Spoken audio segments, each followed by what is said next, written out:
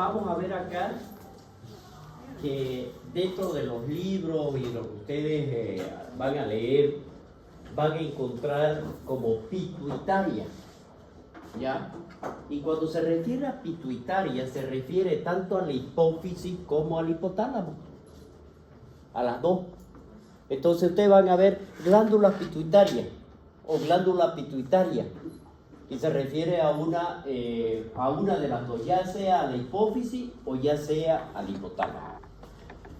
Por eso es que lo vamos a englobar ahora y vamos a hablar específicamente de la disminución de la función de esta glándula.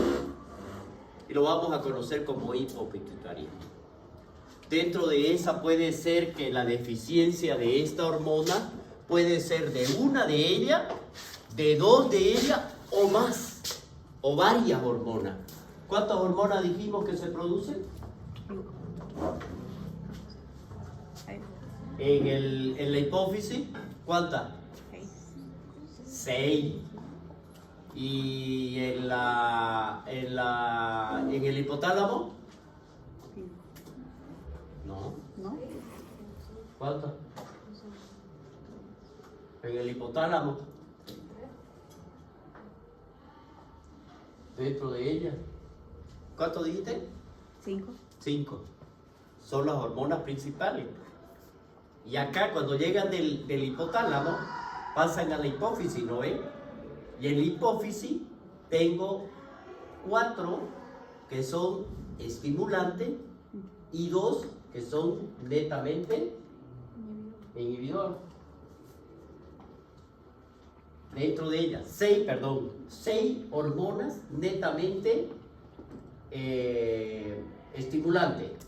¿Cuáles van a ser? Hormona tiroestimulante, la de crecimiento, la prolactina, la ACTH, la folículo estimulante y la luteinizante. Son las 6. ¿Y cuáles vendrían a ser las inhibitorias que se producen arriba en el hipotálamo? 2. Ya, pero no es directo. La somatostatina y la dopamina. Miren ustedes, y no es que sea difícil, sino que nos tenemos que ubicar cuáles van a ser. Pero cuando hablamos nosotros de la deficiencia, puede comprometerme a una de ellas, miren ustedes la tropa, o puede ser a varias, para hablar de una hipofunción. Entonces, el déficit de esa hormona puede ser parcial o puede ser total. Y si nosotros hablamos de etiología, son múltiples. Y por lo tanto, ¿a quién me puede afectar? Tanto a la hipófisis como al hipotálamo. Por eso me da este cuadro. ¿Ya? Y miren ustedes, ahí está, dentro de ese cuadro, cuáles son las positivas y cuáles son las negativas. Y cuando hablamos de positivas y negativas, nos referimos a quienes estimulan y quienes inhiben. Entonces miren ustedes el eje hipotalámico, hipofisiario y el órgano diana. Esto, que ya lo hemos hablado, ahí no está por nadie más, ¿verdad? Entonces si nosotros hablamos de esto y hablamos de este eje, entonces puede ser que este eje sea el que esté comprometido. Y cuando hablamos de este eje, por ejemplo, de hormonas liberadoras, hormonas tróficas, y dónde llega, qué glándula es la que va a estimular y cuál vendría a ser el órgano blanco y cuál va a ser su efecto, pues ya es netamente que va a venir. O me lo va a estimular o me lo va a inhibir. ¿No es verdad? Eso es lo que conocemos nosotros de acuerdo al eje. O me lo está estimulando para que produzca acá, o me lo bloquea mediante el mecanismo de retroalimentación. Y eso es lo que vamos a ver aquí. Entonces, si nosotros consideramos dentro de esta, de la hipófisis, ya hemos dicho nosotros cuáles son las hormonas que van a producir y a qué órgano diana es el que van ahí. Cuando hablo de diana, no es un nombre. Diana quiere decir órgano blanco. Y cuando hablamos de órgano blanco, miren ustedes, hipotálamo, hipófisis, y viene la glándula a cual va a venir a estimular, porque de aquí, de esta glándula, se va a producir una hormona, y de esa hormona va a ir al órgano blanco. Miren ustedes, les voy a dar el ejemplo. Voy a volver acá. Hipotálamo, hipófisis, tiroides, T3, T4. ¿A dónde va a ir? Al corazón. Magnífico. ¿Qué efecto le va a tener? Ese es el que tengo aquí. A eso se refiere con este eje. Entonces miren ustedes aquí, si ustedes lo ven claramente, van a poder analizar qué es lo que está pasando. Si nosotros tenemos aquí, una vez que se segregue esta hormona va a circular y va a producir un efecto modulador, ya sea en el hipotálamo o ya sea en la hipófisis. Cuando se refiere a modulador, significa que va a regular, o más o menos, o voy a producir más o voy a producir menos dentro de ella. Lo que se ha llegado a denominar el mecanismo de retroalimentación. ¿Ya? Entonces, ¿qué es lo que va a pasar acá? Miren los ejes hipotalámicos, al órgano diana y el efecto hormonal. Lo que estábamos viendo. En el hipotálamo, por ejemplo, vamos a hablar del hormona de crecimiento. La GHRH tiene un efecto positivo en la hipófisis, que vendría a ser el órgano diana. Llega, se produce la hormona del crecimiento. ¿Y cuál sería el efecto estimulante? ¿A dónde va a ir? Para que se produzca el factor insulínico al hígado. ¿No es verdad? Y ese va a dar para que vaya y actúe en los otros niveles. La hormona del crecimiento se puede ir de forma directa al cartílago del crecimiento y también va a ir a los otros órganos.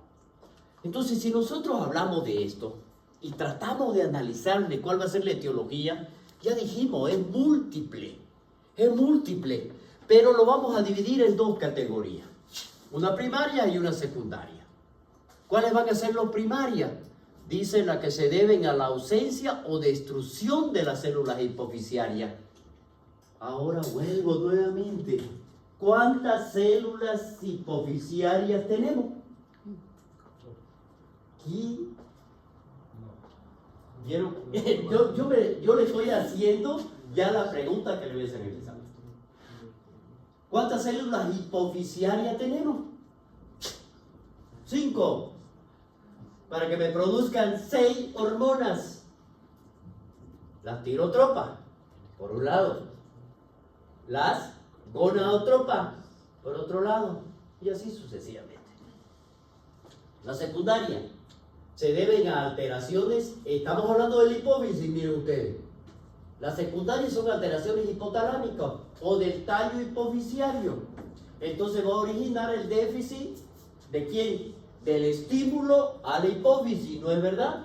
Si no se produce en el hipotálamo, no voy a tener respuesta a nivel de la hipófisis. Entonces miren aquí, ¿cuáles serían los primarios? Lo que más se toma en cuenta acá son los tumores. Y aquí lo vamos a dividir. Los adenomas, que vendría a ser uno de los primarios. El tumor con crecimiento o metástasis intracelular, los aneurismas vasculares, necrosis o isquemia.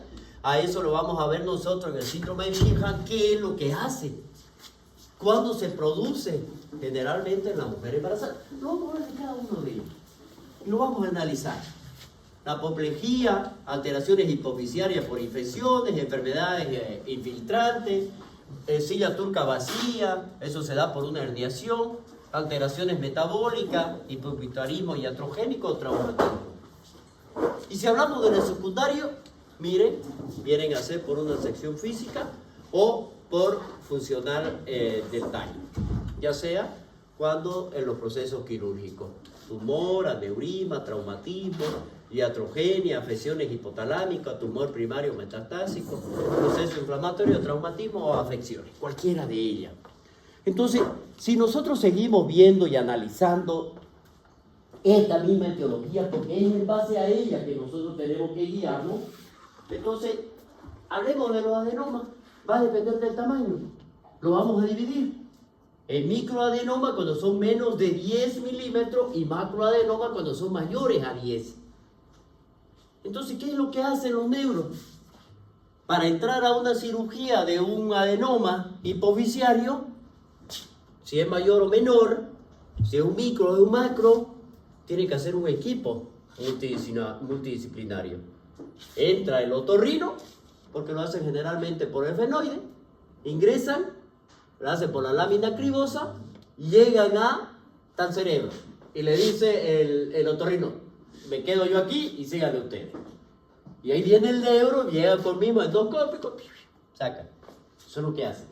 Porque otra sería abrir acá, que es más largo el trayecto, que antes sí se hacía así. Y los riesgos eran mayores. Aunque ahora igual los riesgos siguen, pero son mayores, eran así.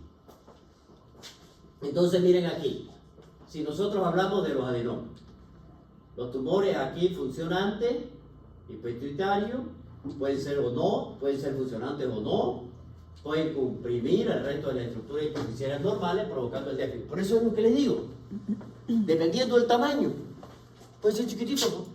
Y que solo me afecta aquí, o puede ser más grande. Pero no se olviden de los ejes. ¿Cuántos ejes tenemos? 3. ¿Me puede afectar 1? ¿Me puede afectar 2? ¿O me pueden afectar todos? Por compresión. Eso va a depender muchísimo del tamaño. ¿Ya? La cirugía, cuando le ponen, como es una glándula tan pequeña, cualquier abordaje quirúrgico es difícil, por cualquiera de ellos. Por lo tanto, aquí es posible que en la extracción del mismo se cause un daño persistente, igualito. La radioterapia, aquí vamos a ver que los pacientes que tengan un tumor cerebral, por la misma vecindad del mismo y por el tamaño, pueden ser afectados a la larga. Ya la silla turca vacía es, como les dije, por herniación a través de la aracnoide. Esto va a llegar, que es el diafragma celar, el que está abajo. ¿No es verdad? Entonces, cualquier presión o compresión en la parte superior hace de que este se baje. Está en la silla turca, está la hipófisis, ¿no ve? Entonces, ¿qué es lo que ha hecho? Bajarlo por la misma herniación. Esto es lo que hace. Ya, eso se da generalmente en patología por el cierre.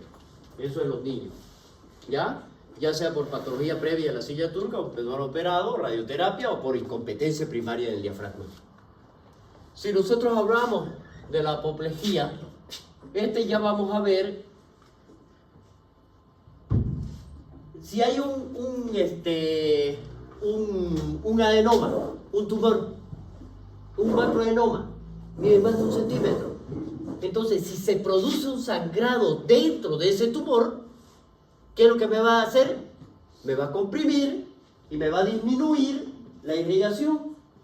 Y eso hace de que se provoque una hemorragia en la misma y por lo tanto nosotros, ¿qué es lo que vamos a tener aquí? Está sangrando el tumor. Por lo tanto, es un cuerpo extraño más todavía. Y eso hace de que me den manifestaciones clínicas. ¿Y cuáles van a ser? El dolor de cabeza. Cefalea intensa, abrupta, acompañada de alteraciones visuales. Este es un riesgo, ¿no? Un riesgo vital.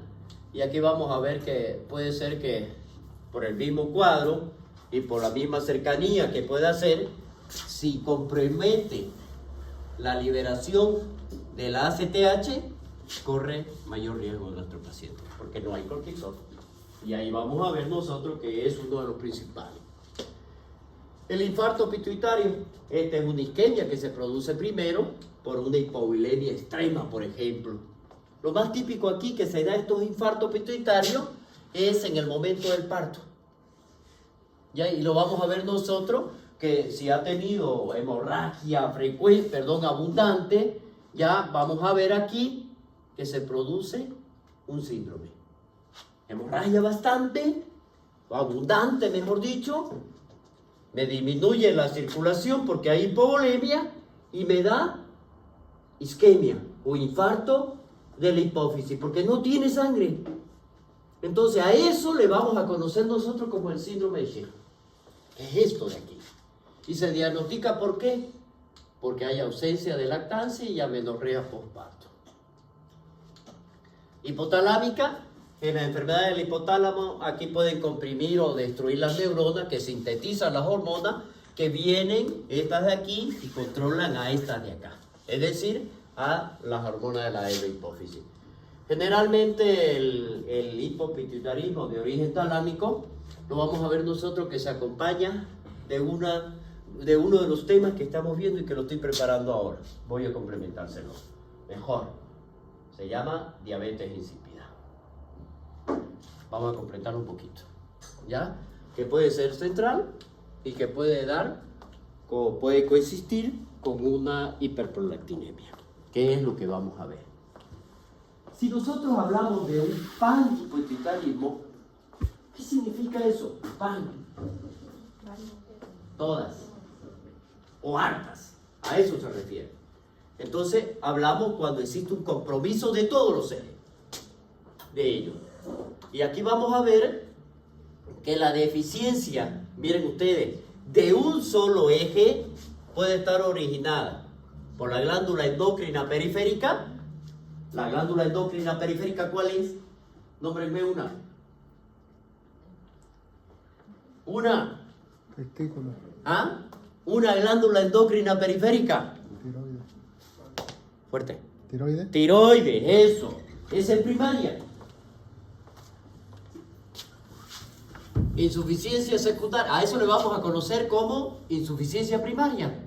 Insuficiencia secundaria cuando la afectación es en la hipófisis. Y la terciaria cuando la afectación es en el hipotálamo. Ahí está. Primaria, secundaria y terciaria. Bien. Estas son de cada una de ellas. ¿Qué me puede afectar? Estos son los tres ejes.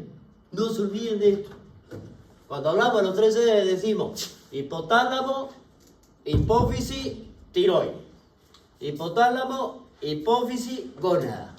Hipotálamo, hipófisis, suprarrenal. ¿Ya? Bien, si nosotros seguimos viendo y analizando, ¿cuál va a ser el cuadro clínico que voy a tener? Es variable, pues no, porque va a depender de cuántos ejes me está comprometiendo, de la velocidad de la instalación del déficit, de la magnitud y del número de los ejes. Puede presentarse de una manera repentina, como la que dijimos, y voy a dar un ejemplo, la apoplejía, por ejemplo, ya que se presenta rápido y es inmediata, porque el sangrado es masivo, hay disminución de la volemia, no llega a la sangre y tengo infarto de pituita, va de hipófisis. Gradualmente por radiación o enfermedades infiltrativas, debido al inicio insidioso de diagnóstico que puede entorpecerse y generar consecuencias graves, cefalea reciente o intensa, con síntomas de hipopituitarismo. Aquí ya nosotros sospechamos de esta apoplejía. Y si el cuadro, por ejemplo, de inicio en el postparto, entonces ya tiene parto ahorita y tengo yo los síntomas después, yo tengo que ver qué es lo que está pasando. No puede dar de lactar, porque no le sale leche. Entonces, ya yo tengo el diagnóstico. Tengo que sospechar arriba qué es lo que está pasando. El cuadro clínico en general, esto para que ustedes hagan el recuerdo, tanto de los síntomas y los signos que se asocian a cada déficit hormonal hipofisiario. Por ejemplo, miren, vamos a hablar de uno. ¿Cuál quieren? Porque los demás son los mismos. No es que sean los mismos, la misma signo sintomatología, pero es la misma explicación dentro del cuadro. Ya, hablemos del más común. ¿TSH? ¿Ah? ¿O ACTH? ¿Ya? ACTH. El déficit hormonal aquí puede ser agudo, puede ser crónico y se puede presentar en niños igual. Miren ustedes qué pasa si es agudo. ¿Qué síntomas voy a tener yo si yo tengo un déficit de ACTH de una manera aguda? ¿Cuál es el primero? Mi paciente va a tener debilidad, va a tener mareo, va a tener cefalea, va a tener fiebre, se puede choquear, puede llegar a las náuseas e inclusive presentar vómito. El signo para los tres va a ser el mismo. Es decir, va a haber hipoglicemia, hipotensión, hiponatremia, anemia normocítica, puede haber una linfocitosis y una eosinofilia. Esos son signos característicos de un déficit de ACTH. Ahora, ¿qué es crónico? Si es crónico, ha ido perdiendo paulatinamente. Por lo tanto, el organismo se va acostumbrando mejor, pero me va a dar síntomas que me van a orientar a ello. Fatiga, pérdida de peso y anorexia. En los niños es claro. Hay retraso del crecimiento y la pubertad está retrasada. El signo es lo mismo para los tres. A ver, hablemos de la hormona del crecimiento. Miren ustedes. Cuando hay esto sí lo vamos a ver. Cuando hay un déficit de la hormona del crecimiento, yo tengo que tomar en cuenta dos etapas. O se me presenta en el adulto o se me presenta en niño. Cuando se me presenta en adulto, que hay un déficit, miren ustedes, ¿qué es lo que va a tener?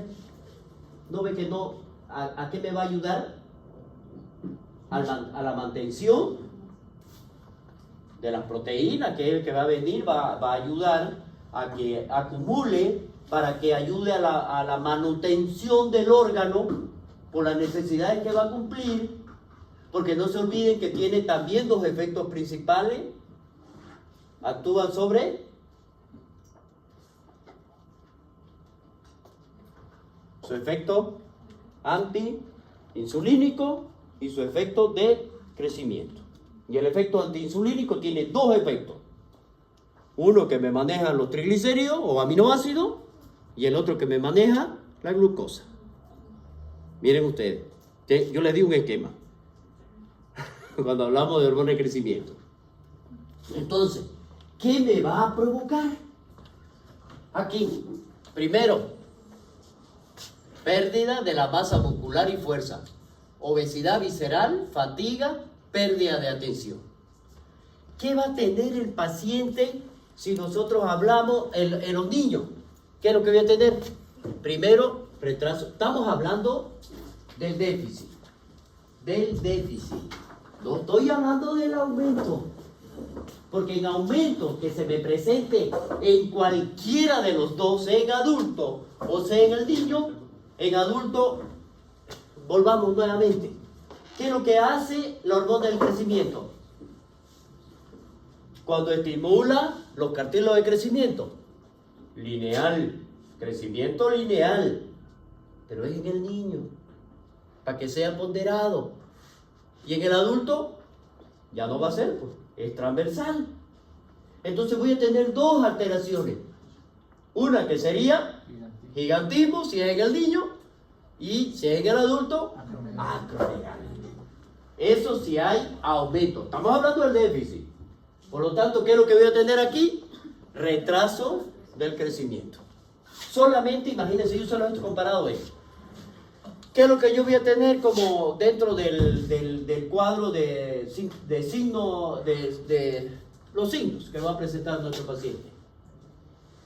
Bueno, mi paciente no va a poder metabolizar ninguno de ellos, por lo tanto voy a tener dislipidemia, y cuando hablo de dislipidemia, hablo del colesterol y hablo de los triglicéridos aumentados. Voy a tener arteriosclerosis por la misma consecuencia de la dislipidemia, por la formación de los ateromas y de la hipoglicemia. ¿Se acuerdan qué es lo que hace? Antiinsulínica. Bueno, y si yo voy a tener en ello, ¿qué es lo que va a provocar acá? Bueno, me va a consumir la insulina todo y me hace pues hipoglicemia. ¿No es verdad? Porque no tengo yo que... Bueno, lo demás ya lo veo. Veamos cómo se va a presentar mi paciente. Miren ustedes, si nosotros hablamos de la deficiencia corticotropa, en este caso, miren, hemos estado hablando de cada uno de estos, cuál ha sido el cuadro clínico en general, qué es lo que se me va a presentar en cada uno de ellos. Y si hablamos nosotros, ¿cómo es que yo voy a hacer ese diagnóstico?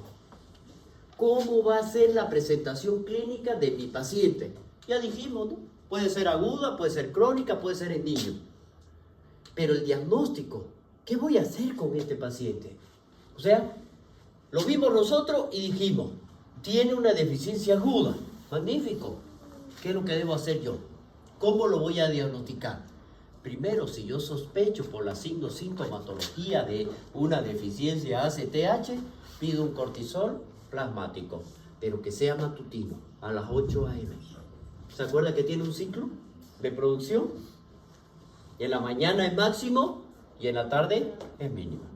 Se va cayendo. Entonces hace esto así, así, así. El cortisol se libera a las 4 de la mañana, más o menos, para que venga y actúe durante todo el día, para luego a partir de las 6 de la tarde bajar. Y eso es lo que vamos a tener. Entonces, si nosotros tenemos esto se confirma el diagnóstico. Ya aquí, no se ve aquí la... Ponerle en negro. Este de aquí. No, es lo que te dice el 3.5, que es el valor normal. ¿Qué dice aquí? Si este 3.5, que es menor el cortisol en hora de la mañana, es para que lo vean, ya me confirma el diagnóstico. Menor a 3.5, eso después tiene que ponerlo en negro. ¿Ya? Pues se ha quedado blanco por el hecho de del cambio. Confirma el diagnóstico. Si es menor a 3.5. Pero si es mayor a 18 microgramos,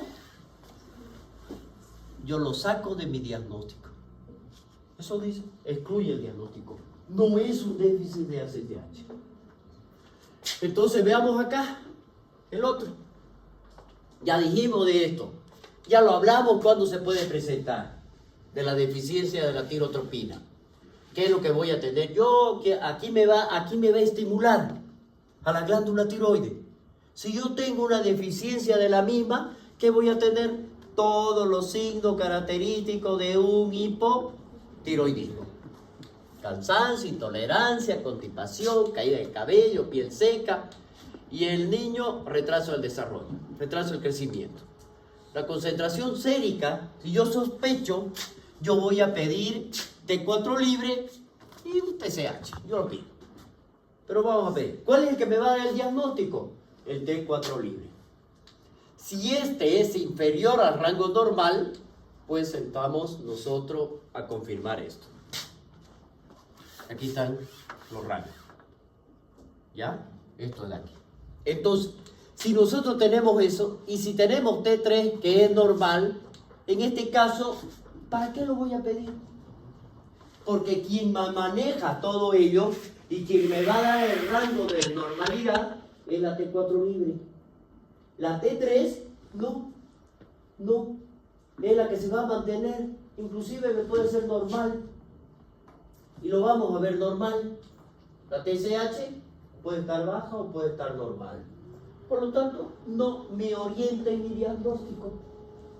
¿Quién me va a orientar y me va a decir el 100% de que si está baja es porque no se está produciendo la TRH de una manera adecuada o es la TSH? ¿Dónde está? Entonces, nosotros vamos a hablar de que estamos entrando en una deficiencia de la tirotropina. Y aquí vamos a ver nosotros, esta es la característica. Si nosotros hablamos pues, de la folícula estimulante y la LH, deficiencia de gonadotropina, en los hombres, pérdida de la libido, deterioro de la función sexual, deterioro del estado de ánimo, pérdida del vello facial, escrotal, tronco, disminución de la masa muscular, puede llegar a la osteoporosis, puede tener anemia, y en las mujeres amenorrea, oligomenorrea, pérdida de la libido, dispareunia, o inclusive infertilidad o osteoporosis, y a los niños el retraso en la pubertad. Si nosotros hablamos para el diagnóstico del déficit de la FSH y la LH y la testosterona o el estradiol, es lo que nosotros tenemos que pedir. Dice que carece de utilidad cuando realizamos un estímulo con GnRH, RH. ¿Qué quiere decir esto? Con GnRH es el que se va a producir en el hipotálamo para que venga y estimule a la adenohipófisis para que produzca o folículo estimulante o luteinizante. Entonces carece de valor porque no me va a alterar, sino que es el déficit mismo el que vamos a evaluar nosotros, donde está dando, ya sea el déficit de la FSH, dice aquí, para el diagnóstico del déficit es FSH, la LH y la testosterona o el estradiol, no con este estímulo, que existe una ampolla de forma directa, una inyección, que nosotros podemos estimularla cuando nosotros queremos saber y diferenciar si es primaria, secundaria o terciaria. Generalmente, cuando es secundaria o terciaria, cuando queremos hacer la diferencia. Por ejemplo, si yo tengo un déficit de la FSH o la LH, cualquiera de las dos, pero no tengo claro si es porque no hay la GnRH arriba o el problema está en la adenohipófisis. Entonces, ¿qué es lo que hacemos? Colocamos la GnRH. Si el problema es en el hipotálamo, voy a tener el estímulo suficiente y me va a producir la folícula estimulante y todo lo demás. Pero si el problema no es en el hipotálamo y está en la hipófisis, aunque yo le coloque lo que quieran colocarle, no voy a tener resultado. Entonces me da la diferencia. ¿Es en hipófisis o es en el hipotálamo? Solo con esto. Eso es para hacer la diferencia clara. La presentación clínica de ello. Si nosotros hablamos en el hombre, la disminución de la testosterona menor a 300 nanogramos o puede ser normal la TSH y la LH. En la mujer, el estradiol menor a 30 picogramos o normal o disminuido la TSH y LH.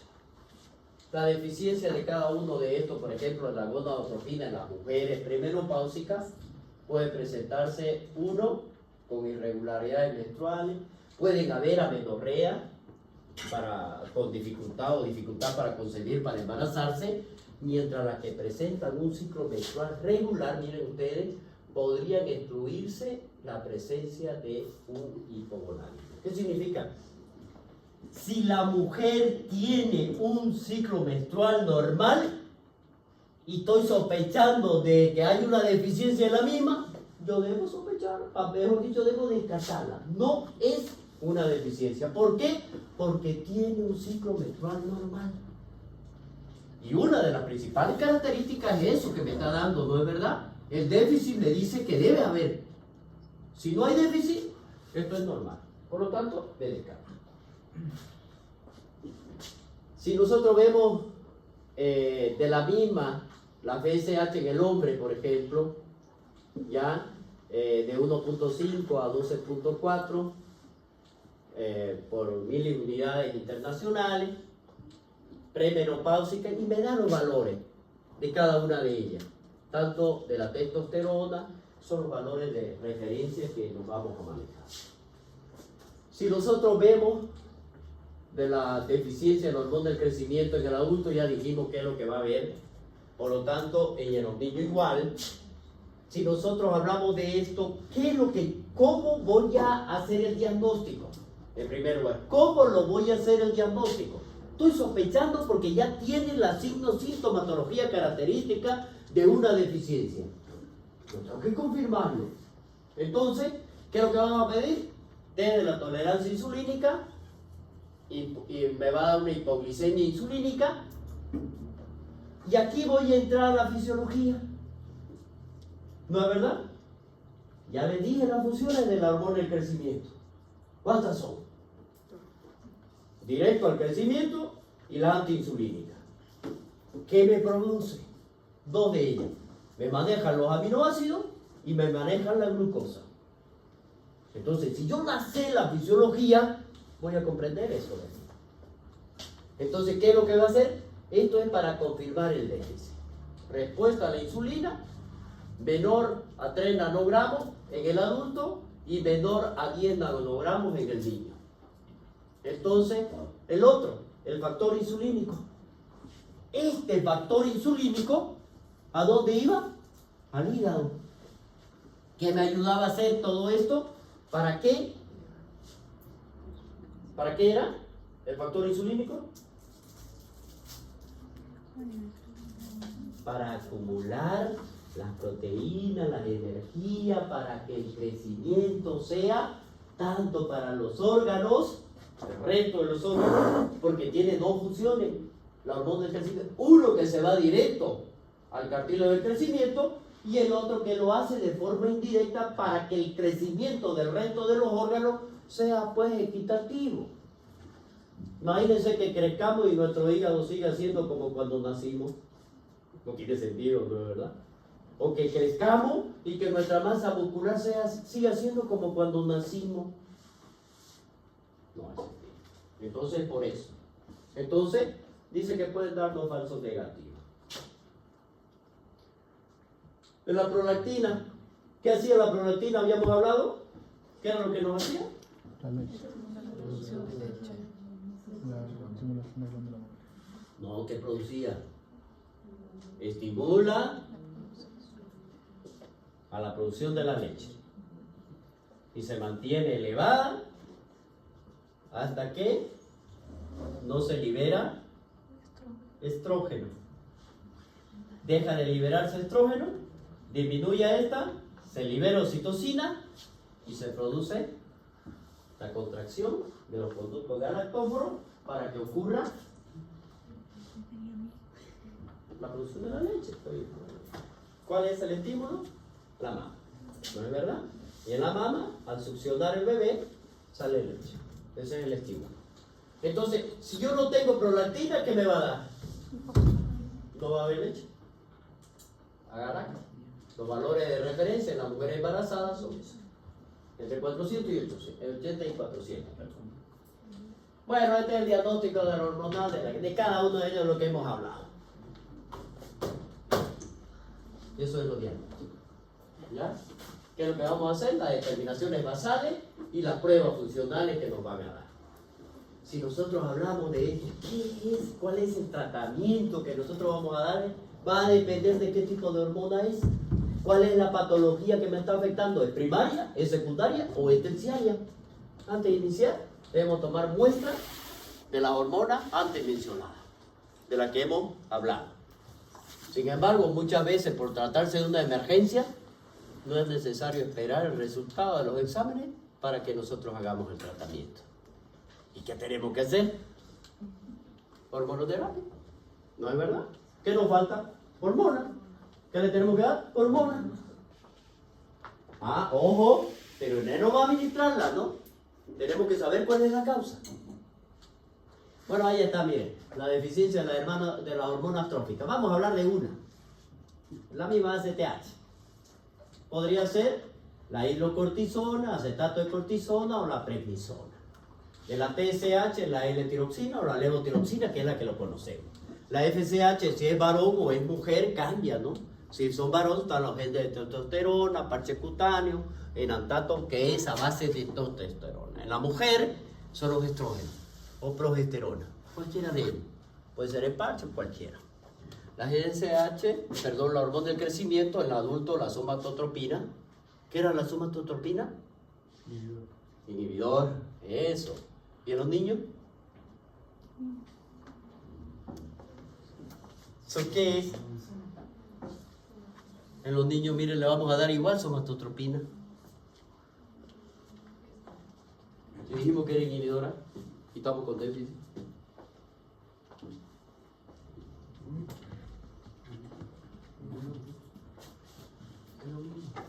¿Ya? Bien, miren ustedes. ustedes, cuando hablamos nosotros de hipopituitarismo, no quiero que me confundan. Aquí, en primer lugar, nosotros tendríamos que ver cuáles son las causas. Ojo, por eso hablamos nosotros desde un inicio, ¿no? Dijimos, existe alteraciones que me pueden comprometer lo que es, ¿y esto? Lo que es un eje, dos ejes o más.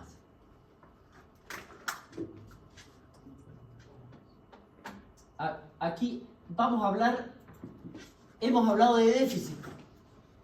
Ahora vamos a hablar de la producción de una hormona que es la que a nosotros nos llama la atención, como primero. Porque después vamos a hablar de la tiroides, después vamos a hablar de, bueno, muchas hormonas, ¿lindo? Pero hablemos de ella, de la acromegalia y la hiperprolactinemia. Le he puesto las dos juntas porque dentro del análisis que realizamos, una se inhibe o se estimula con la otra. Entonces, si nosotros hablamos de la acromegalia, por ejemplo, vamos a notar aquí, ya yo les dije al inicio, tengo que ver. Si la hiperproducción de la hormona se produce en la infancia, voy a tener a un gigante.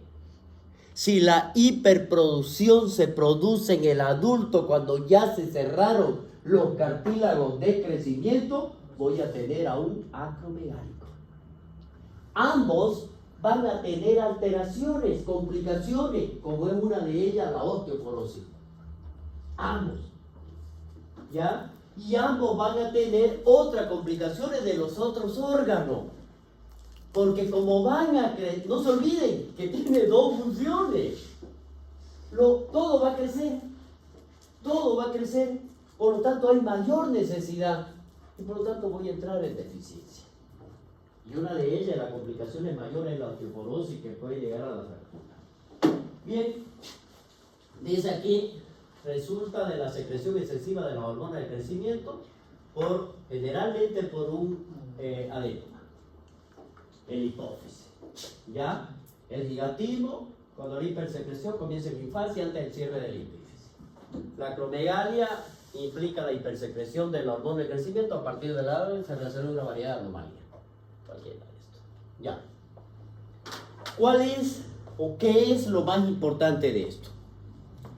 Dentro de ello, de la fisiopatología que nosotros vamos a ver, de la acromegalia, principalmente, que es la que nos vamos a basar, ya, si bien en la circulación vamos a encontrar abundante de esta gran cantidad de esta hormona, ya como producción excesiva de la misma, tanto en la glándula hipofisiaria, que hace que se estimule y se produce la liberación excesiva de la misma hacia la circulación, pero no solamente voy a tener hormona del crecimiento circulando, sino que también voy a tener el factor insulínico,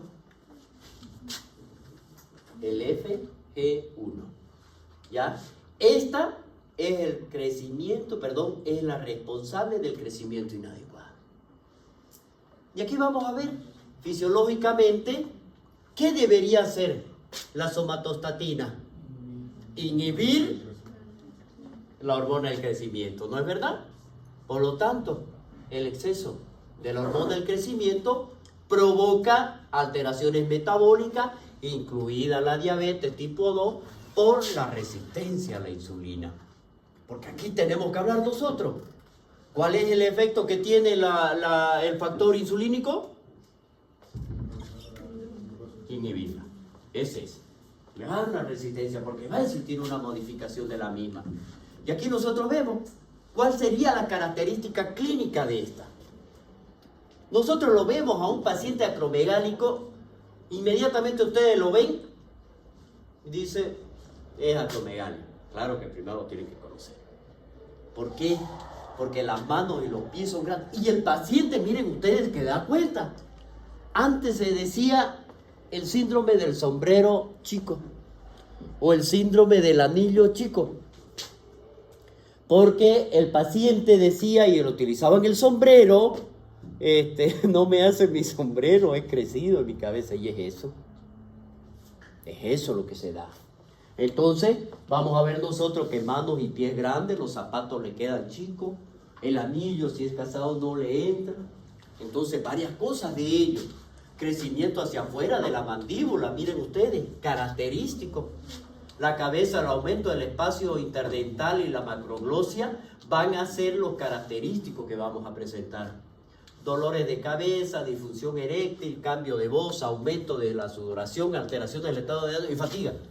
Este aumento de la sudoración, la hiperhidrosis, puede ser uno de los primeros signos y síntomas, porque va a haber olor y característico. Y aunque no existan otras manifestaciones, si nosotros tenemos a este tipo de paciente que llega y nos consulta, pidamos una hormona de crecimiento, pidamos, o un factor insulínico, pidamos, no queda más, ¿ya? Si nosotros vemos entonces, ya tenemos la característica, ¿cómo vamos a hacer el diagnóstico? Aquí es algo que nosotros tenemos que ver. Uno de estos, si un paciente ya nos muestra todas las características típicas, entonces, ¿qué es lo que dijimos que vamos a pedir? ¿Quién era el que circulaba además de la hormona del crecimiento? El factor insulínico. Por lo tanto, tenemos que medir este factor insulínico. Si el factor insulínico está elevado, dice, o es equívoco, la hormona de crecimiento se mide después de que nosotros administremos glucosa. ¡Ojo! Y ahí nosotros tenemos que hacer la prueba de la tolerancia oral a la glucosa. Y aquí, para ver si la hormona del crecimiento se suprime de manera inapropiada y para confirmar el diagnóstico de acromegalia. Si no la suprime, entonces es acromegalia. Miren, si el diagnóstico si diagnosticamos acromegalia, entonces debemos realizar una resonancia. Ya tenemos nosotros nuestro diagnóstico clínico. Tenemos nuestro diagnóstico laboratorial. ¿Qué hemos dicho que lo principal de este tipo de alteraciones me pueden dar? Adenoma hipoficiario. Entonces, si es un adenoma hipoficiario, ¿qué examen voy a pedir? Entonces, dentro de las características. Sé yo que ya pedimos, ya tenemos la parte clínica, tenemos laboratorial. Ahora yo quiero saber la localización, la etiología. ¿Quién es el que me está dando lugar? Pero por antecedentes, por medicina basada en la evidencia, sabemos que el principal causante es un adenoma. ¿Dónde? De la hipófisis. Por lo tanto, ¿qué voy a pedir? Resonancia magnética, para evaluar el tamaño y la extensión del tumor. Eso es lo que vamos a hacer. Del adenoma, principalmente. Miren ustedes. Si la resonancia magnética está contraindicada, entonces le voy a pedir una tomografía. ¿Cuándo se contraindica una resonancia? Eso lo han llevado ustedes en radiología. ¿Cuándo? Cuando tiene algún tipo de prótesis. ¿Por qué le hacen quitar pues todos los metales? Porque es magnética. ¿Listo? Entonces la segunda opción, si se encuentra el tumor, está cerca del quiama óptico, los visuales, entonces debemos, si está cerca del quiama, entonces me va a dar alteraciones visuales, pues. Y una de las principales es el campo visual. Por lo tanto, yo tengo que hacer una campimetría. Por eso es lo que nosotros tenemos que hacer. Bien. Si ya tenemos nosotros esto, ya tenemos nuestro diagnóstico, ya lo hemos evaluado clínicamente, entonces tenemos que darle tratamiento. ¿Cuál va a ser el tratamiento específico de nuestro paciente? Tenemos que sacar la hormona de crecimiento, ¿no es verdad? Pero tenemos que ver cuál es la etiología.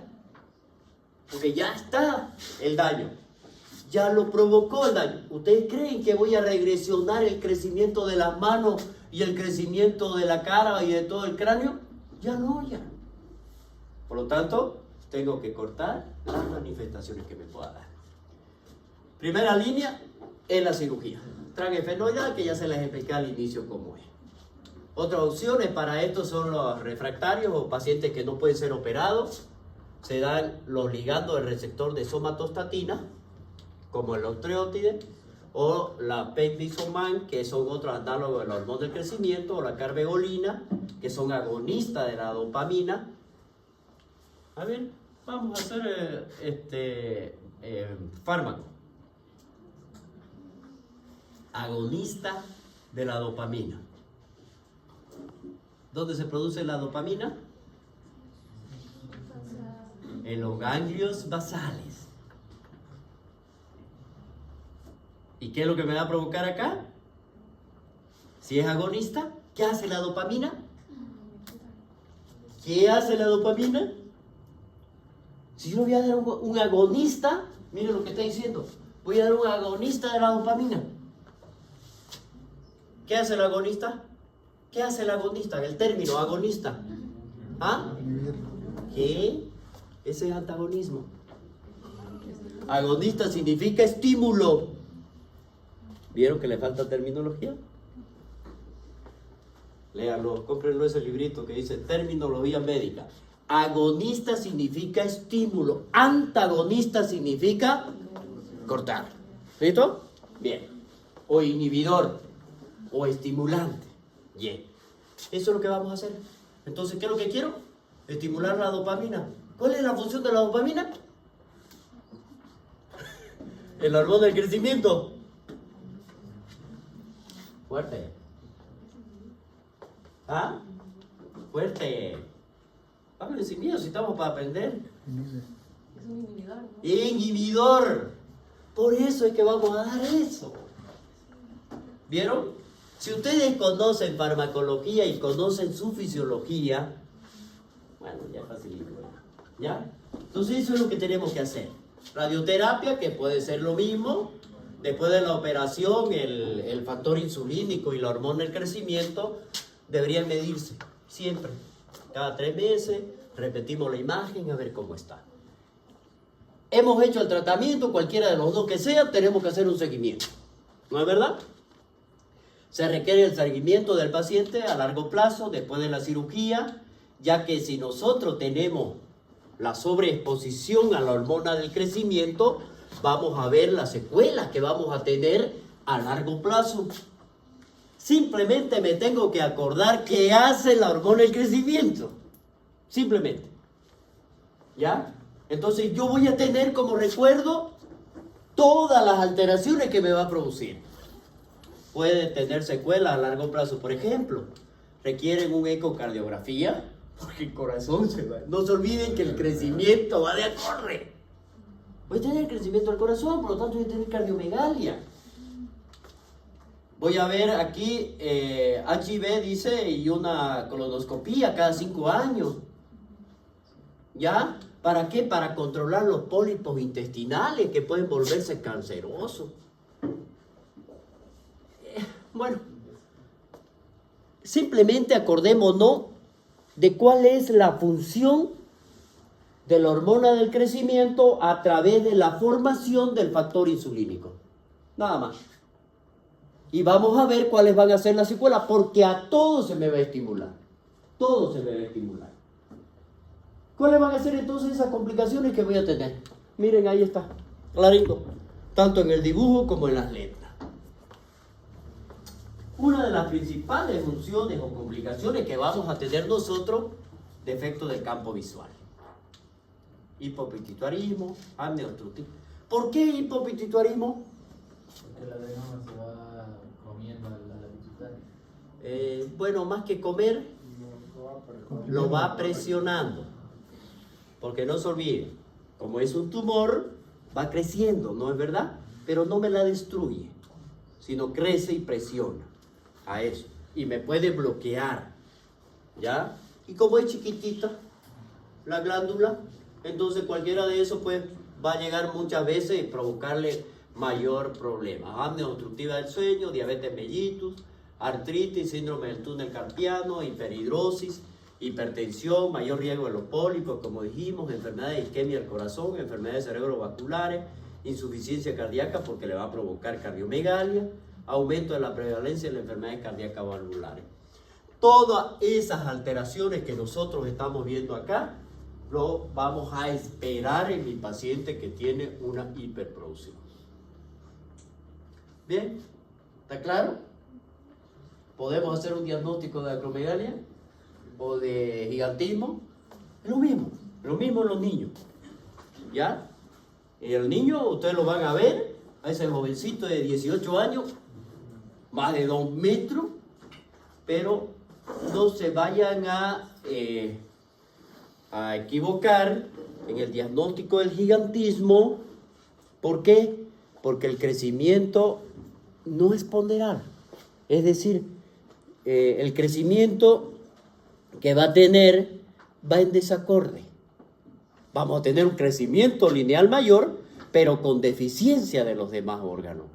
En cambio, la persona que es alta por estructura, por genética, es totalmente diferente. Que puede llegar a medir 2 metros, 2 metros 10, pero ahí el récord no ve cuánto era, 2 metros 40 en China. Pero, ojo, miren ustedes,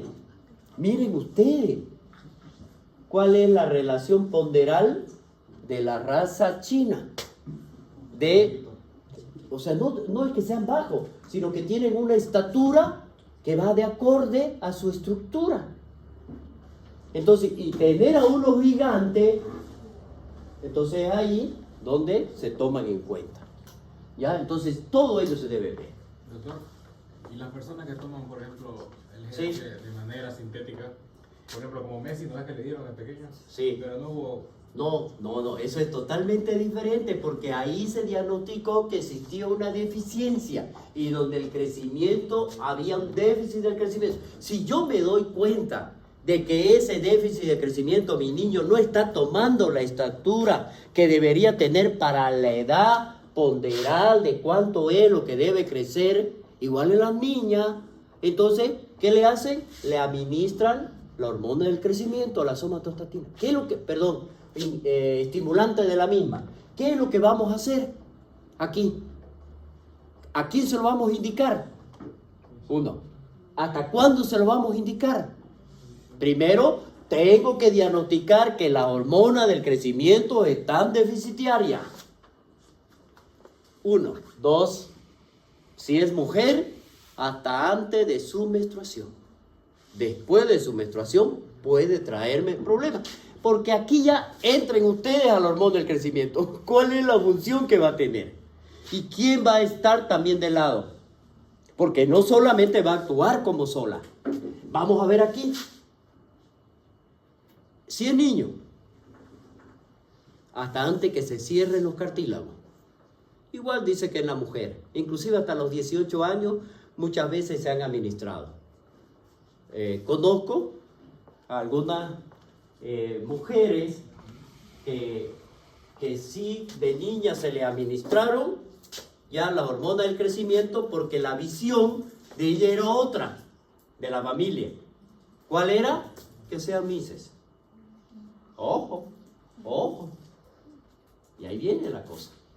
Cuando eso se busca, el crecimiento es exagerado. Con Messi no.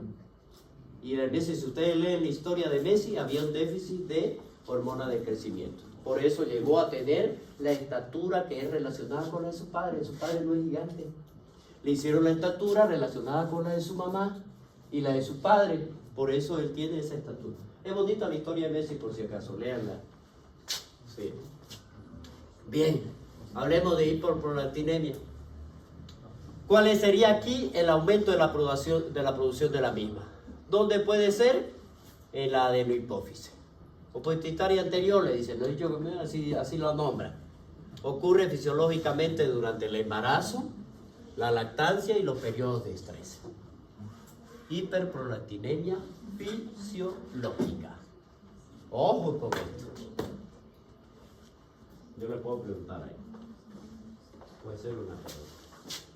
La epidemiología, las mujeres mayores que los hombres. La hiperprolactinemia es la más común del hiperpituitarismo. Si nosotros hablamos de la etiología, la vamos a relacionar con la Camille y los voy a separar a los dos. Como los perros.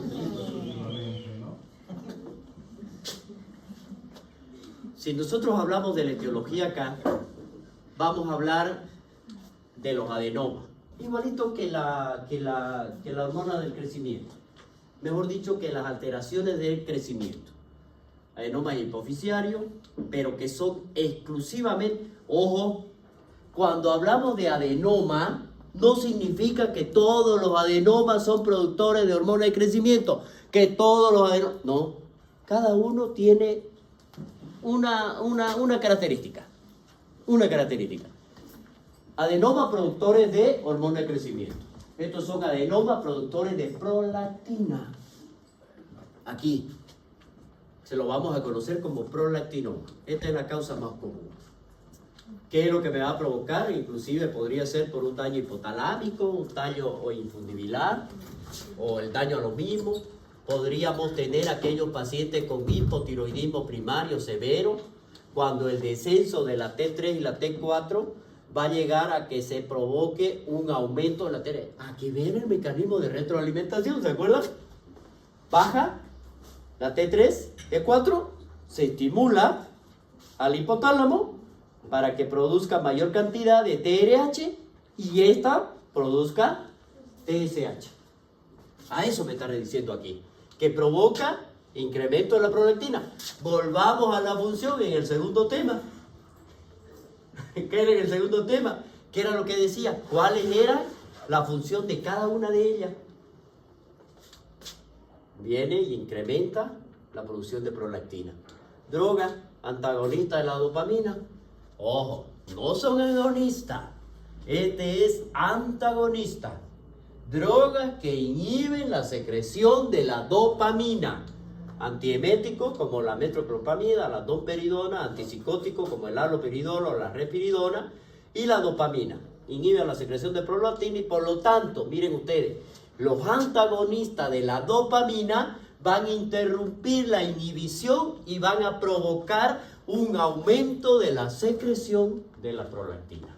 Esa es una de las funciones específicas. Y si seguimos nosotros analizando y veamos la fisiopatología, ¿qué es lo que va a hacer? Miren aquí. Nosotros tenemos al hipotálamo y a la hipófisis. ¿Qué es lo que me va a provocar? Si yo tengo el aumento excesivo y prolongado de la prolactina. En primer lugar, a nivel del hipotálamo, hace que exista una supresión de la GnRH. Lo va a suprimir. ¿Qué me estimula la GnRH? ¿Producción de qué? Dos hormonas. Folículo estimulante y luteinizante. Por lo tanto, ¿qué voy a tener yo como resultado de esta inhibición? Niveles bajos de LH y FSH. Vayan siguiéndola. Si yo tengo esto, ¿cuál me va a llevar? Ahora vayan ustedes a lo que aprendimos. ¿Qué me estimula la FSH y qué me estimula la LH en el ovario? ¿Ah? Miren, estrógeno y testosterona. Por lo tanto, ¿qué voy a tener? Disminución de lo mismo. Y por lo tanto, ¿eso a qué me va a llevar? Hipogonadismo e hipogonadotrópico. Esa es la fisiopatología de la disminución de la famosa hormona de prolactina, que me va a provocar inhibición de la GnRH a nivel hipotalámico y todos los resultados que hemos hablado aquí. Bien. Miren ustedes aquí. ¿Esto a qué me lleva? A darme manifestaciones clínicas. El exceso de la prolactina me va a provocar inhibición de la GnRH o GnRH hipotalámica o que dará lugar al hipogonadismo central. En la mujer, entonces, en la edad fértil con hiperprolactinemia, vamos a tener anomalía del ciclo menstrual con oligoamenorrea o infertilidad, porque no va a haber el ciclo ovulatorio. en este caso. No hay óvulo. La galactorrea, producción de la leche fuera de un periodo de posparto. O sea, es lógico, ¿no? Si hay parto, debe haber galactorrea. Si no hay parto, no debe haber galactorrea, pero aquí sí la voy a tener. Ojo. Se observa en el 30 hasta el 90% de las mujeres en edad fértil con hiperprolactinemia. La asociación de amenorrea no menstruó, que ya lo dijimos, y galactorrea me indica en un 75% de los casos que tengo hiperprolactinemia. En el varón, ¿cuáles van a ser los síntomas característicos? La disminución de la libido, la impotencia y la infertilidad a más largo plazo. Por lo tanto, ¿qué vamos a tener? Bueno, volvamos a la producción de la FSH y la LH en el testículo, en las células de Leydig y en las células de Sertoli. Tengo todas las manifestaciones. Y por último, la producción de la testosterona. Pérdida de la masa muscular, caracteres sexuales secundarios y osteoporosis. La hiperprolactinemia del varón y de la mujer en edad fértil, en edad no fértil, no antes de la menarquia y tras la menopausia, rara vez produce ginecomastia o galactorrea. Rara vez. No quiere decir que no. Rara vez. ¿Ya? Las manifestaciones clínicas de acuerdo a la hormona afectada en la hiperprolactinemia. Los cambios hormonales. Bueno, ya sé lo que hemos hablado. Ya eso lo leen ustedes. El diagnóstico. ¿Cuál es el diagnóstico? Primero vamos a ir a las pruebas. Ya tenemos la clínica, ¿no es verdad? Ahora vámonos a las pruebas de laboratorio. Los niveles basales de la prolactina. Si fuera un prolactinoma, que es la causa más probable del nivel de prolactina en la sangre, permanentemente están mayor a 200 nanogramos. Si fuera prolactinoma. En el hipotiroidismo y la hiperprolactinemia, que son inducidos por fármaco, con excepción de uno que es la risperidona, resulta que va a haber una elevación leve de la prolactina, menos de 100. Bueno, ya tengo el diagnóstico entonces. Si es mayor a 200 voy a decir que hay un tumor. Si es menor a 100 voy a decir que mi paciente está tomando algo, que me está haciendo esto. Clarino, ¿no es verdad? La prueba de la estimulación de la prolactina, ¿cómo lo vamos a hacer? ¿Quiénes dijimos que estimulaban? La metoclopramida, que son los antieméticos. O le voy a administrar TRH. Bueno, vuelvan al cuadrito que había anterior. Un prolactinoma es el diagnóstico más probable si el nivel de prolactina en sangre no aumenta. Es decir, le voy a dar metoclopramida o TRH y la prolactina ya está elevada, ¿no es verdad? Ya lo tengo, pero no me lo va a modificar, dice. Por lo tanto, es un adenoma, un prolactinoma. La resonancia magnética craneal con contraste para descartar adenomas hipoficiarios. Bueno, esos son, miren, aquí está, qué es lo que está afectando y aquí tenemos a la glándula, qué es lo que me va a provocar. El tratamiento en estos casos, pues nosotros tenemos que tener la causa principal. Agonista dopaminérgico clásico, los agonistas dopaminérgicos, ¿qué dijimos? Estimulante. Entonces la bromocriptina. Bueno, y ahí van a ver, se normaliza en cifras de la prolactina en un 70% con macroadenoma y reduce el tamaño tumoral. Su vida media es corta y por lo tanto administramos 2 o 3 veces al día. Los agonistas dopaminérgicos modernos, la carbegolina, la quinadolina, tienen los mismos efectos dentro de ellos. La carbegolina tiene una vida media más larga y nos permite administrarlo sea una vez o 3 veces al día, ¿no? Los macroprolactinomas en este caso no responden a los agonistas clásicos. Por lo tanto, aquí si nosotros tenemos y podemos utilizarlo esto, pues me va a dar mejores resultados. Globalmente la carbegolina dice que consigue normalizar la cifra de la prolactina en más del 80% de los pacientes con microadenoma y reduce el tamaño del adenoma en un 70% de los pacientes. No significa el tamaño que lo disminuye el 70%, sino que disminuye el tamaño en el 70% del total de los pacientes. Bueno, es eso. Ese es el fármaco de elección actualmente. Y si nosotros vemos aquí, para las causas subyacentes, es decir, no se olvide la manifestación, las complicaciones que me ha dado, ¿no es verdad? El aumento de la prolactina. Primero, tenemos nosotros. ¿Qué es lo que vamos a hacer? ¿Quién es el causante? Un adenoma. Magnífico. Hacemos lo mismo, papá, igual que las otras. Si ingresa hasta ahí, hasta aquí llegó el otorrino y de aquí para acá viene el neuro. Suspender o reducir la dosis de los fármacos ofensores, tratamiento del hipotiroidismo primario, trasplante renal para pacientes con insuficiencia renal crónica y radioterapia si persiste el crecimiento, a pesar de que tenemos cirugía. Prolactinoma, en este caso, los prolactinomas son los adenomas hipoficiarios, secretores más frecuentes, y lo vamos a dividir en microadenoma, menor a 10, y macroadenoma, mayor a 10. Las concentraciones suelen relacionarse en cada una de ellas con el tamaño del adenoma. Mientras más grande, mayor la cantidad. Ya dijimos, ¿no? ¿Cuánto era? Mayor a 200.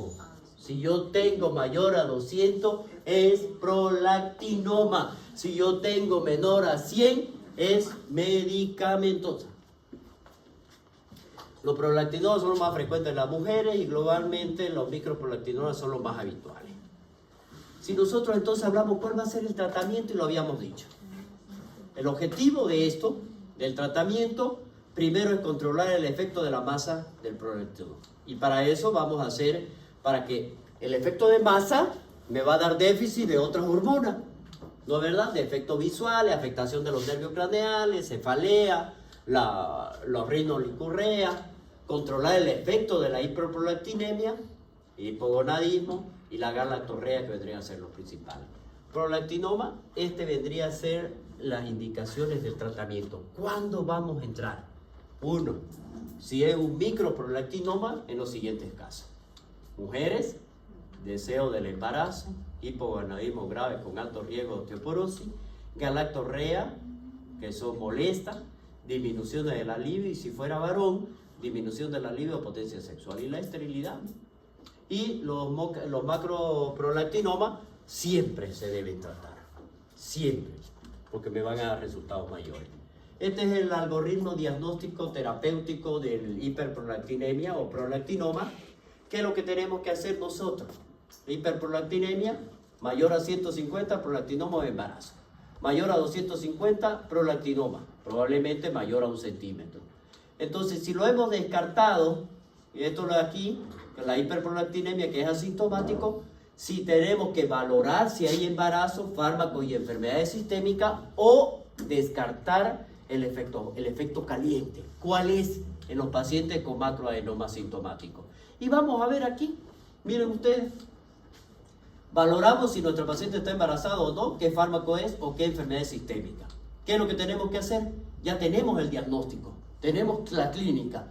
Entonces pedimos una resonancia. Y aquí vamos a ver, ¿es un macro o es un micro? Y vemos cuáles van a ser de cada una de ellas, si es sintomático, si no es sintomático, y llegamos a lo mismo, la cirugía y la radioterapia, que es lo que se debe realizar. Esos son los algoritmos. La ginecomastia, en este caso, ¿qué es lo que me va a provocar? Principalmente es la proliferación benigna en los tejidos de las glándulas mamarias en individuos masculinos. A eso lo vamos a llamar como ginecomastia masculina, o bebés de cualquier sexo. Ginecomastia neonatal. La etiología, en este caso, el aumento de la relación entre el estrógeno y la testosterona. Eso vendría a ser una de las principales. Si la ginecomastia en este caso puede ser causada, dice, por los niveles elevados del estrógeno o reducido de la testosterona, o ambos. Veamos qué es lo que va a suceder entonces. Las características clínicas, miren, la masa firme y concéntrica en el complejo areolar pezón. A esto se está refiriendo, que puede ser muy sensible en los pacientes, muy sensible.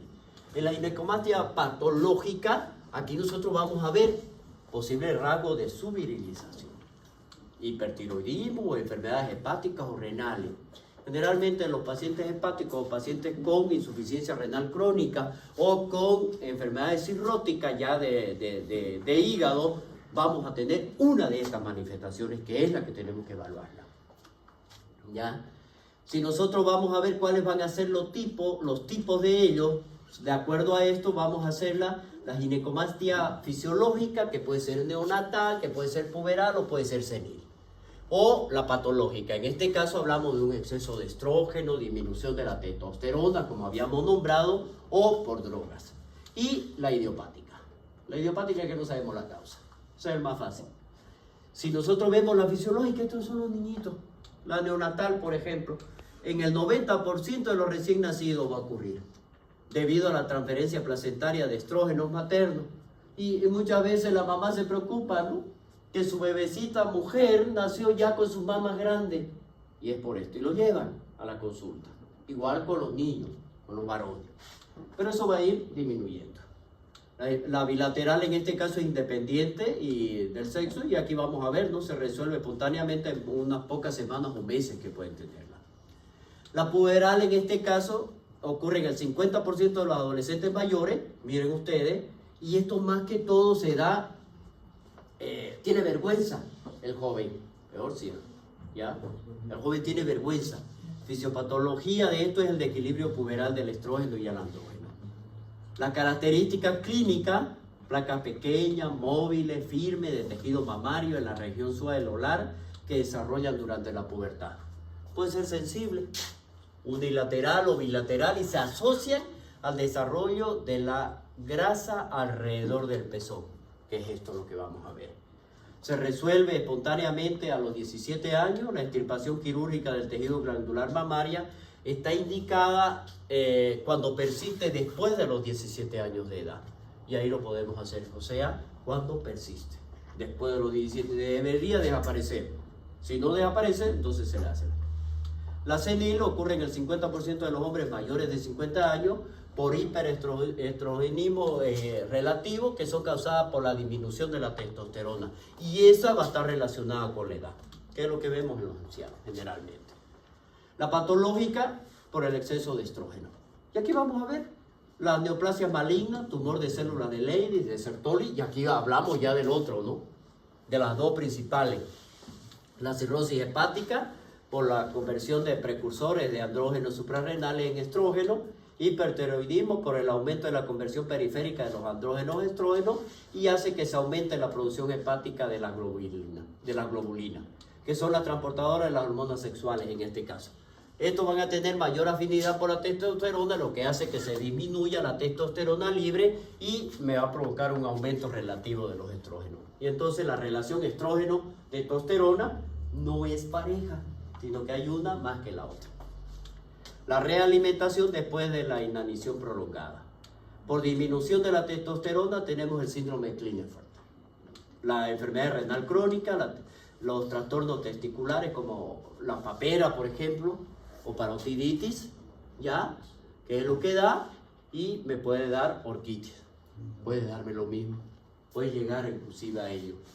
La castración, traumatismo en ambos testículos, o la inanición, por lo que hablábamos nosotros. La droga, o las drogas que van a provocar inhibidores de los receptores de testosterona, los antiandrogénicos, la espironolactona. La espironolactona es un diurético, inhibidora de la síntesis de testosterona, como el ketoconazol, la espironolactona, medicamentos de quimioterapia, andrógenos exógenos, la testosterona exógena, esteroides androgénicos y la marihuana, y los medicamentos.